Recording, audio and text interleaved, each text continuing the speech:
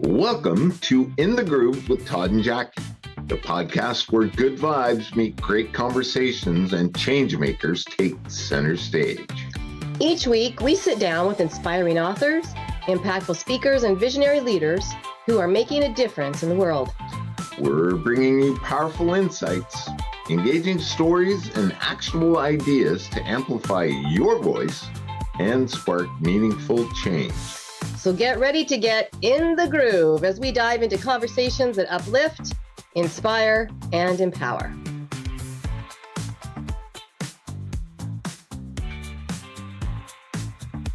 Now, here's Todd and Jackie.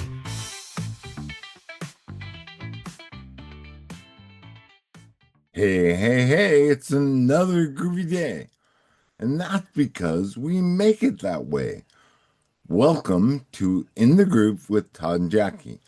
I'm Todd. I'm Jackie. This is the podcast where good vibes meet great conversations and change makers take center stage. That's right. We're talking to people who want to expand their mission, their message, and maybe even monetize their business with their message. That's right. And besides this podcast, Todd and I enjoy working with people who aspire to be speakers or who are speakers but aren't quite sure that their message is in alignment with who they are. So we have what's called the Quantum Speaking Coaching Packages through the Speak Feed Lead Project, which is the nonprofit that I founded. And with Quantum Speaking Coaching, you can work with me to kind of pull out what your signature message or your signature talk might be based on your own experience. We turn those experiences into stories that are going to be relevant to that signature talk. We create the entire talk for you, and then we start finding the ideal audiences that need to hear that message that you're going to be giving. And so we work you from start to finish. We provide opportunities for you to build your speaker asset library, images, videos, objectives, everything needed to apply for speaking gigs wherever you want to speak. So we invite you to learn a little bit more about that. And how do they do that? We want to pump you up. So go to toddandjackie.com and click on the Impact and Outreach tab, and all of the programs are listed right there. Awesome. That's great. Okay, so let's get to today's show, because bringing good vibes today so that we can have a great conversation is changemaker Jacob Guidi. Jacob is the Director of Relationship Development at Thrive Benefits Group. He has a doctorate of musical arts from the University of North Texas. He's a cellist, and he serves nonprofits by helping them turn employee benefits into Never Ending Fundraising. In fact, you can find him at neverendingfundraiser.com. Jacob, welcome. Come on. There you go. Jacob. Hey, How's it's it nice to going? have you with us. It's great to be on. Thank you for having me. Okay, Jacob, you have the attention of our amazing audience, and we want to know, what is the most important message that you have for them today? As an employee, you are your employer's most valuable asset, no matter what people say, in the age of AI. And as an employer, you should regard your employees with that respect, and some of the best ways that you can take care of them isn't through promotions and a $10,000 raise, but by taking care of them holistically and giving them a sense of belonging through the care that you provide. Wow. I have worked for several employers in my lifetime, but only a few who really got it, who really understand the importance of their employees, and that it's not always the customer is right about everything. It's usually trust your employees and empower them with the right tools and resources, and then all the customers will be treated well. Because if your employees are happy, your customers are going to be happy, right? Is that a philosophy that you found is also true in what you do? Yeah, I really like how you put that. I think when it comes down to it, the culture that you nurture internally is a lot of what is projected, and so if that is a customer-based or customer-driven business, that's what people pick up on.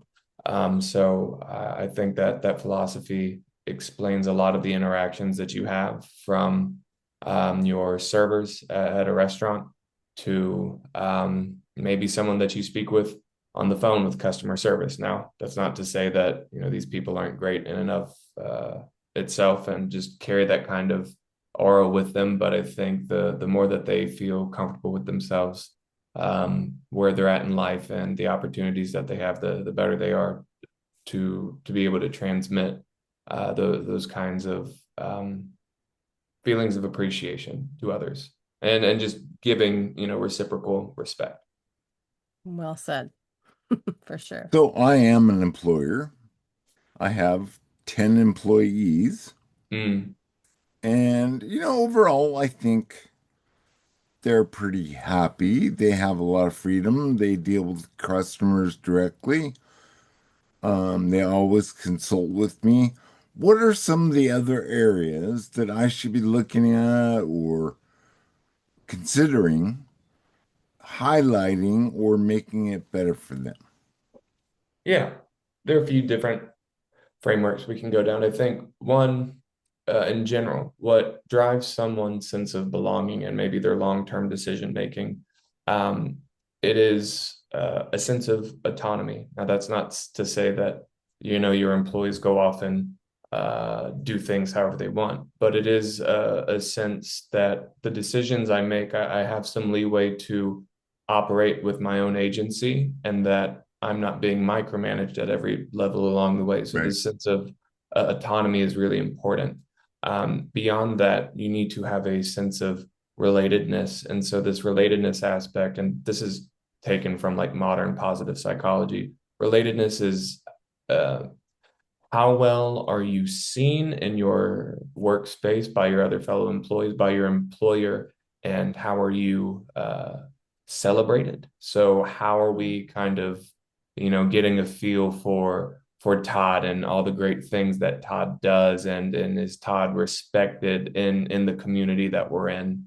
And then lastly, the other part of this framework is the ability to grow. So once you feel like you have agency and you feel like you are respected or have the room to receive acknowledgement, the ability to grow and not just stay stuck in this same place forever is what gives someone a sense of purpose and belonging long term. And so I know that sounds like a lot of woo woo, but it really does drive, how you see yourself in an environment and how you're able to grow in that environment. And, if you see that you have a lot of room to go and you're respected, you can make your own choices, then it's much more likely for you to want to continue to be a part of that environment. And so that'll look different for a lot of different businesses, but that's a general framework in terms of how do you take care of the person holistically, like psychologically. Those three things: autonomy, relatedness, and then competency. Those are what keep people there long term. Beyond that, I think providing for employees, meeting their needs beyond the finances, right? So when you think about someone's salary, a lot of people just have jobs and an okay salary, but they really take the job for the benefits because the benefits provide them with security, they provide their family with security, and it's like a financial leverage play that, regardless of my salary, if I didn't have this, my other costs would go through the roof. And so by thinking of benefits that can complement, your specific employee base, right? And that'll be different for this set of 10 employees versus another set of 10. If you can find a way to have benefits that are meaningful to them and show that, hey, I understand what you're going through and a lot of the problems that, you guys face. So here are the things that we're providing, outside of your standard health insurance or, maybe 401k contributions that will make a difference for y'all. And in a 10 employee situation for smaller groups, there aren't any kind of regulations saying, hey, you have to provide health insurance Right. from the ACA, or you have to provide 401ks, but that doesn't stop smaller employers from still wanting to give back and provide decent benefits or coverage for their employees. Again, that was all very like high level. If you want to dig into some granular details, I'd be happy to do that. Yeah, well, I'm very intrigued by, those are basic and yet very important aspects of business. But Mm, you, correct me if I'm wrong, you deal mostly with nonprofits, mm. and I'm intrigued by the fact that you can help your employees have these good experiences and this autonomy that you talked about. But at the same time, you're fundraising with that. Is that correct? Yeah, some clever marketing or just wordsmithing, but a lot of what we do. Um, the biggest problem with insurance in general, aside from it being confusing. So I'll say, okay, linchpin number one is insurance is confusing. Number two would Yeah. be that it costs a lot of money. And when you think about the conversation of insurance, people, they know that they need it, but hey, I don't want that out-of-pocket expense. What we do is find a way to make it so that employees don't feel the out-of-pocket expense. We specifically work with a system that creates its own savings that A, pay for employee benefits, but B, Mm. that system is driving payroll tax savings for the employer, regardless of if you're a nonprofit or a for-profit, public or private company. And those payroll tax savings run on autopilot, right? So every time you run your payroll, you're saving, you've reduced your payroll tax liability, your FICA tax liability, and that becomes like a secondary fundraiser, kind of like a Hmm. financial cushion in your budget that allows you to, maybe reinvest in your programs, whatever it may be. Interesting. Cool. Wow. Never know what you're going to learn. This might be a good time to take a break. So stay tuned. We've got more with Jacob right after this. When you give the body what it needs, it Yeah. does have the ability to heal. It's not easy, but it's worth Right. it. Cheryl Kuzo. She is the integrative medicine nurse practitioner. She's a health strategist, and she used to be debilitated by Lyme disease, but no longer. What is the most important message that you have for them today? The most important message I have is to not give up on yourself and to not give away your power. You have the ability to heal, and I am the perfect testament to that. If people want to work with me one-on-one, they could book a free call to talk to me, and they can book that on kuzohealth.com.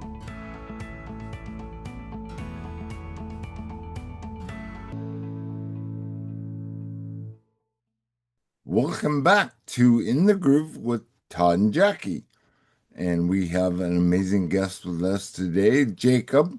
And Jacob is a not-for-profit fiddler. There No, we go. he's a cellist. That's not the same thing as a fiddle. No, I meant he helps nonprofits. I got it. Is there anything that we're missing from the first half of the show? In relation to what we said, I was going to say, I don't know how I wound up, working in insurance and employee benefits with, all my schooling and music. But a lot of the time, I find myself greatly rewarded in a similar way that, maybe being on stage or teaching a lesson gives me working in the space that I do. And it's because of the interactions that I get to have with these employees that, fulfills me. And so it's a true honor to be able to help and serve people. And so regardless of you're not nonprofit or not, if you'd like to create, $2,700 in net payroll tax savings per employee a year, by giving better benefits back to your employees and saving more as an organization, you can find me at neverendingfundraiser.com. Just take a quick survey and then it should direct you to my calendar if you'd like to speak. So that's really all I have on the first part. Well, is there a success story? Is there something that comes to mind of a project you worked on that was really beneficial to both the employees and the employer? I mean, in general, like I have a lot of case studies. So, City of Refuge is a big nonprofit here in Atlanta. They help serve women and families who've been victims of domestic abuse or trafficking, or are recovering from addictions. And so they're a really big organization here. And I think last year we calculated it was $401,000 in tax savings for them last year.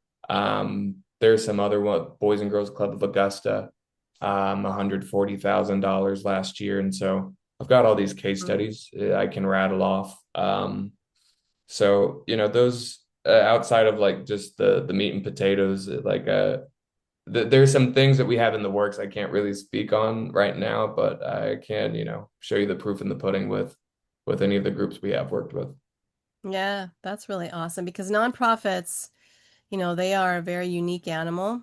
Mm, And these are mission-oriented people, typically, who start an organization with a very specific need to help, not just to sell, not just to create revenue, but to right. actually solve a problem in society.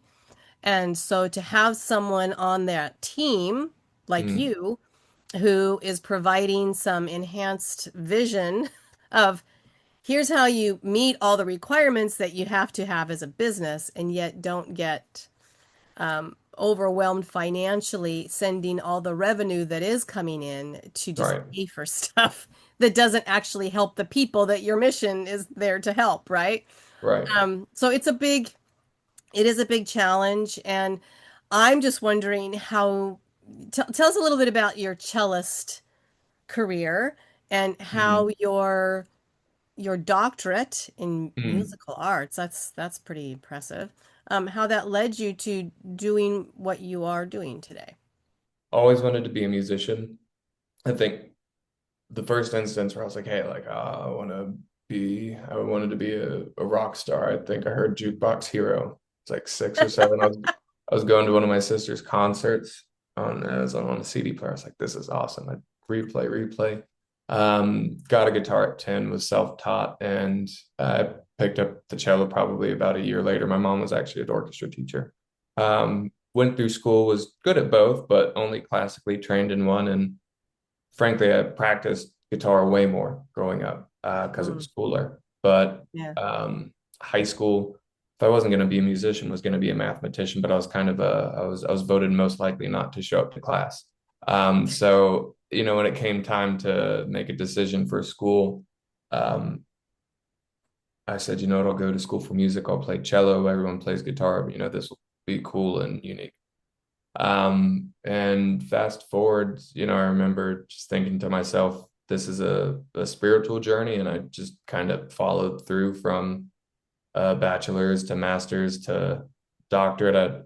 I had a mentor at Georgia State his name was Dr. G, and said, well, my last name's Guidi. I could be a Dr. G. And so There it you just kind go. of one thing after the other. So yeah, I mean, as a musician, you have a few options. You can either teach or you can perform. Performing would be specifically either just heavy freelancing, and that's your primary income with, some lessons here, or you make it into a professional orchestra.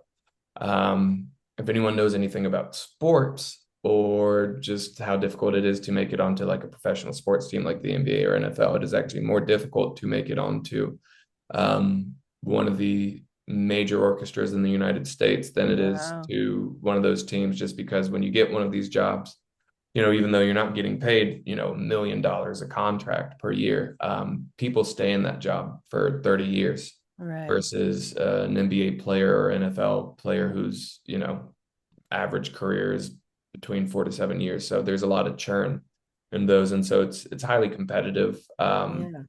how did I transition into this? I think it was kind of serendipitous.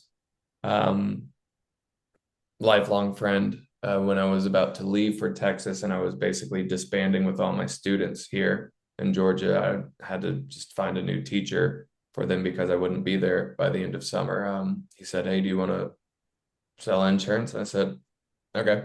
And so I was, aside from teaching at the university, I was selling insurance on the side. So I would teach my lessons to get my fellowship, and then I would go home and sell life insurance, and kind of, one thing led to the next. And I had a daughter along the way finishing my degree. And um, where I was at with my family's journey did not reflect the kind of life I wanted to live, freelancing Mm, and mm, driving everywhere for lessons. And so right. being able to work from home and move into the employee benefit space was security for me. It gave me an environment where I was able to, show some creative freedom and what I was developing for our company, and how we, went about changing or updating processes or adding new things. And I got a lot of praise, and I've had a lot of room to grow. So, those three things that I spoke about are definitely three things that I have personally been given in the job that I have, which I'm incredibly grateful for. If nothing else, it provides me with the time to where I still can practice and go take a gig here or there. Yeah. So Cool. I get the freedom of still being able to play, um, do some gigs, teach a few lessons without being, stretched too thin and then having to come home and be a father. Get to really fill all these buckets, responsibilities that I have in a very neat way. Very cool. Yeah, for sure. Do you still aspire to be part of an orchestra at some point? Yeah, I mean, that's, if I'm practicing something right now, it's excerpts. So I yeah, it's definitely something that I'm working on. But it's, I guess I need to dedicate. There will always be a reason. There was a fellowship in North Carolina that the tape was due last Friday. I was like, I don't want to do that, because in the description they said, like, there was like library work and then like being an assistant. Mm, And I was like, even if this does allow me to perform, I don't really want to take a position like this. So yeah. um, I still do aspire to do it. It's just kind of the right time, and if the time presents itself, am I ready in that time to show up? Yeah. Something to have fun with and get away from the day to day, do something you enjoy. Yeah. Right. It's cool. It's a hobby, kind of. Yeah. I Yeah. and I hate saying that. Yeah, I do feel that, but there was a relationship in my mind where it's like I did music because I love music, but then when you turn the thing that you love into the thing that you're monetizing, then It's it a almost feels like job. I'm prostituting the thing that I love. Right. And so Yeah. um it's good to be able to detach from the mental strain of, like, if I only get this far, this is all my value is worth. Well, and I understand that you're starting to speak. You're looking for Mm, opportunities to get on some stages and share a little more about what you do. Sounds like nonprofits would be the perfect audience for you, right? Executive directors of nonprofits. Would that yeah. be something you're looking for? Yeah, EDs, CFOs, CEOs, yeah. Yeah. Awesome. Well, I know that most of the art of speaking is storytelling. Have you ever considered how you can bring music into what you're doing for employers? Not specifically. Not I've done a specifically. few, nonprofit workshops. Coming from my musical background was never something that I, thought about. Well, so how does someone work with you then? If I have a nonprofit and my network of people is, a lot of them own nonprofits or run nonprofits. Hmm. So how does someone get in touch with you, and what does it look like? What does it look like to work with you as a nonprofit? If you just want to get in touch with me right away, my email is Jacob at thrive, THRIVEBG.com. I know this is the internet. I would hand out my cell phone number, but uh, uh, so you can email me. What does it look like if you want to work with me? I mean, first, let's get in touch. Let's see how we can help. I don't want to just gung-ho and just promise anyone the star and the moons, but 9 times out of 10, we can definitely help. And from there, it's kind of like a standard enrollment cycle, but once you are set up, it runs on autopilot. It's not something that you have to continually manage. Once it's there, it just goes. And then we have a mom and pop feel. So a lot of the people that you talk to, you're not going to get caught in a phone logic tree where it's like, press 3 for associate, press 4 for like, you'll speak to a real person. So it'll be a real person on the other side of the. That's unusual. Yeah. Well, I think we have one last question. We're about out of time. Okay.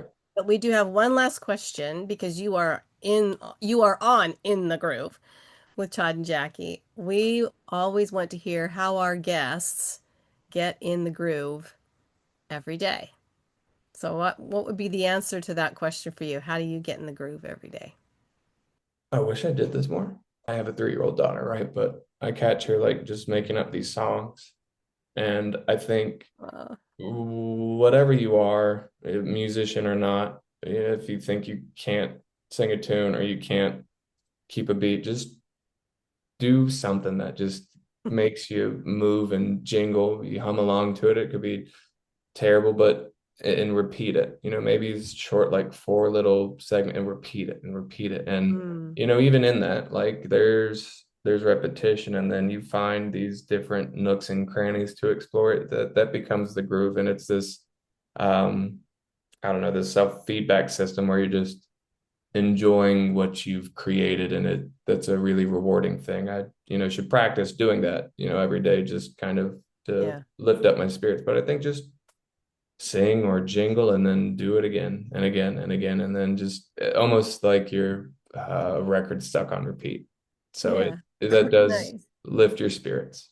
Like Jackie, she cannot not move when she hears music. Yeah, that's good. I gotta move. You gotta move. And I bet a 3-year-old daughter is like that too. She's probably a dancer and a singer as well. So. Yeah, she's everything. And I hope you have time every day to play your cello, because it is a beautiful instrument. I do. I set that time aside every day. Good. Yeah. Excellent. Well, that's about all we have time for. Thanks, Jacob, for showing up as you and sharing a great message. I hope that we have a lot of people that reach out to you. Well, something that did hit me with benefits, especially payroll taxes, every state's different, correct? Yeah. Okay. And you work within those realms? Yeah, all 50 states. So, at the end of the day, the savings that we create, the IRS releases like the tax brackets, and each state does have like specific tax rules, but it's once you plug the numbers in, it's just numbers, Cool. So it doesn't matter what state you're in, we figure it out, and then it's just math at the end of the day. Yeah. Right. Nice. Well, my friend, thanks again, and I hope you have a wonderful day. That's about all we have time for today. Hope you enjoyed the show. My biggest hope is that you'll tell a friend about the show. And lastly, please, please, please make it a great day, because it is all about choice. And choose to give Jacob a hello. Bye-bye. Bye, everybody. That's a wrap for this episode of In the Groove with Todd and Jackie, where good vibes meet great conversations and change makers take center stage. We hope you've been inspired by today's guest and are ready to bring more positivity, connection, and impact into your world. If you love this episode, be sure to subscribe, leave a review, and share it with someone who needs a little groove in their life. And don't forget to check us out on toddandjackie.com for more great conversations. Until next time, keep shining, keep grooving, and keep making a difference.